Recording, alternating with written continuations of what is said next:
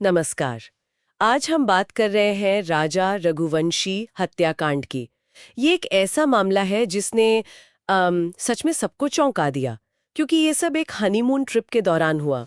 हमारे पास जो जानकारी है वो मेघालय पुलिस की जांच, मीडिया रिपोर्ट्स और जो भी लीगल अपडेट्स हैं उन पर आधारित है। हाँ बिल्कुल। और ये मामला काफी उलझा हुआ सा लगता है। सही कहा। तो आज इस बातचीत में हमारा मकसद यही है कि इस मामले की परतें खोली जाएं, किरदारों को समझें और देखें कि जांच कहां तक पहुंची है। चलिए समझने की कोशिश करते हैं कि कैसे एक रोमांटिक सफर एक इतनी भयानक साजिश में बदल गया। पहले एक नजर टाइमलाइन पर डालते हैं संक्षिप्त में। हाँ बिल्कुल। 11 मई 2025 इंदौर में राजा और सोनम की शादी हुई।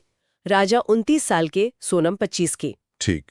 फिर 20 मई को वो हनीमून के लिए मेघालय गए और 23 मई, ये तारीख अहम है, उन्हें आखिरी बार चेरापूंजी के पास नोंगरियत इलाके में देखा गया, दोपहर करीब 1:43 बजे।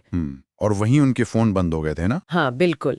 उसी वक्त के आसपास दोनों के फोन बंद हो गए और उनकी किराए की स्कूटर भी वहीं मिली, लावारिस। अच्छा। फिर काफी दिनों बाद 2 जून को राजा का शव मिला, वाइसोडोंग झरने के नीचे एक गहरी खाई में। और रिपोर्ट्स के मुताबिक सिर पे चोट के निशान थे? हाँ, सिर पे 2 गहरे घाव थे। तो इस केस में मुख्य आरोपी कौन कौन है, जरा ये बताइए। इसमें जो नाम सामने आए हैं वो है राजा की पत्नी सोनम रघुवंशी। पत्नी? ओके। हाँ, और उसका कथित प्रेमी राज कुशवाहा। दिलचस्प बात यह है कि राज राजा के फैमिली बिजनेस में ही काम करता था। अच्छा, ये तो काफी करीबी मामला हो गया। और भी लोग हैं? हाँ, इनके अलावा 3 और नाम हैं जिन्हें भाड़े का हत्यारा बताया जा रहा है: विशाल चौहान, आकाश राजपूत और आनंद कुर्मी। तो कुल 5 लोग, पत्नी, उसका प्रेमी और 3 हत्यारे। जी। और पुलिस की थ्योरी क्या है? मतलब सोनम और राज की भूमिका क्या बताई जा रही है? पुलिस सूत्रों के मुताबिक आरोप यह है कि सोनम ने हत्या की साजिश में एक तरह से मदद की। कैसे? कहा जा रहा है कि उसने मंदिर जाने का बहाना बनाया, फिजिकल इंटीमेसी को टाला और फिर हत्यारों को इशारा किया। इशारा मतलब सिग्नल दिया? हाँ, कुछ ऐसा ही।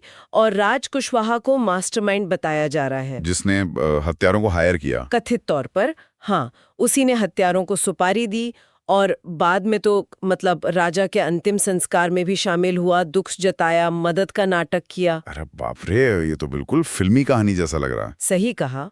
और जो जांच में सामने आया है वो तो और भी ज्यादा चौंकाने वाला है। क्या? पुलिस की जांच और क्राइम सीन रिकंस्ट्रक्शन से ये बात सामने आई कि हत्या असल में चौथी कोशिश में हुई। चौथी कोशिश मतलब पहले 3 बार फेल हो गए थे? हाँ, ऐसा ही लगता है। और ये पूरी वारदात करीब 18 मिनट तक चली। 18 मिनट?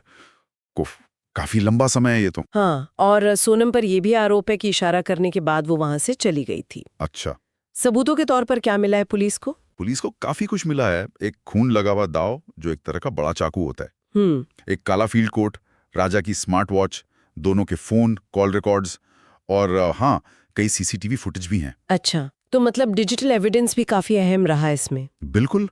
लेकिन एक चीज है जो थोड़ी कंफ्यूजिंग है, वो है हत्या का मकसद। हाँ, मकसद क्या बताया जा रहा है? पुलिस का शुरुआती शक तो अवैध संबंध और ईर्ष्या पर था, सोनम और राज के बीच का रिश्ता। लेकिन राजा के परिवार ने करीब 10 लाख रुपए के सोने के गहनों के गायब होने की भी बात कही है। ओह, अच्छा, तो लूटपाट का एंगल भी है। हाँ, इससे लूटपाट का एंगल भी जुड़ जाता है। तो ये सवाल उठता है कि असल वजह क्या थी? सिर्फ रिश्ता या पैसा या फिर दोनों ही? ये तो वाकई एक अहम सवाल है। जांच इसी दिशा में चल रही होगी फिर। बिल्कुल। अब देखते हैं कि कानूनी कार्रवाई कहां तक पहुंची है। हाँ, क्या अपडेट है कोर्ट की तरफ से? फिलहाल तो 5 आरोपी सोनम, राज और 3 हत्यारे न्यायिक हिरासत में हैं। ठीक है। मेघालय की एक अदालत ने उनकी पुलिस हिरासत बढ़ाई थी ताकि जांच ठीक से पूरी हो सके, और इस मामले के लिए एक एसआईटी भी बनाई गई है, स्पेशल इन्वेस्टिगेशन टीम। हाँ, एसआईटी। ये टीम अब फाइनेंशियल ट्रांजैक्शंस, कोई हवाला कनेक्शन है या नहीं, और सोनम की राज व हत्यारों के साथ जो भी बातचीत हुई उसकी बारीकी से जांच कर रही है। तो जांच का दायरा काफी बड़ा है, फाइनेंशियल एंगल भी देखा जा रहा है। हाँ। तो अगर हम पूरी तस्वीर देखें, सबूतों को देखते हुए, जैसे क्राइम सीन रिकंस्ट्रक्शन, हथियार की बरामदगी, गवाहों के बयान, वो कथित इशारा, इन सबको मिला के क्या लगता है, क्या आरोप बन सकते हैं? लगता तो यही है कि इन सब पर हत्या की साजिश, प्रीमेडिटेटेड मर्डर यानी पूर्व नियोजित हत्या और शायद चोरी या लूट के आरोप तय हो सकते हैं। और क्या लगता है, इसमें और भी लोग शामिल हो सकते हैं? जांच जैसे जैसे आगे बढ़ेगी बिल्कुल संभव है। जैसे जैसे जांच गहरी होगी, हो सकता है कुछ और नाम या कनेक्शन सामने आए। अभी कुछ कहना जल्दबाजी होगी। सही बात है। तो अगर संक्षेप में कहें तो ये एक नवविवाहित जोड़े के हनीमून की कहानी है, हाँ, जो एक बहुत ही ठंडे दिमाग से की गई हत्या में बदल गई। कथित तौर पर पत्नी और उसके प्रेमी द्वारा रची गई साजिश। इसमें हत्या की कई कोशिशें हुई, भाड़े के हथियारों का इस्तेमाल हुआ और एक रोमांटिक यात्रा के बीच भरोसे का कत्ल हुआ। तो आखिर इन सब बातों का मतलब क्या निकलता है? मेरे ख्याल से ये घटना सिर्फ एक क्राइम स्टोरी नहीं है। नहीं, बिल्कुल नहीं। ये मानवीय रिश्तों की उलझनों को दिखाती है। कैसे भरोसा टूटता है, कैसे धोखा दिया जाता है, उसकी गहराई को सामने लाती है। सही कहा। और यहाँ श्रोताओं के लिए भी एक सोचने वाली बात है क्या कि इस पूरे मामले को सुलझाने में डिजिटल सबूत कितने अहम रहे हैं। है ना? जैसे फोन रिकॉर्ड्स, स्मार्ट वॉच का डेटा, सीसीटीवी फुटेज। हाँ, ये तो है। तो ये सोचने वाली बात है कि आज के समय में टेक्नोलॉजी अपराधों को सुलझाने में कितनी मददगार साबित हो रही है। एक ताकतवर औजार बन गई है।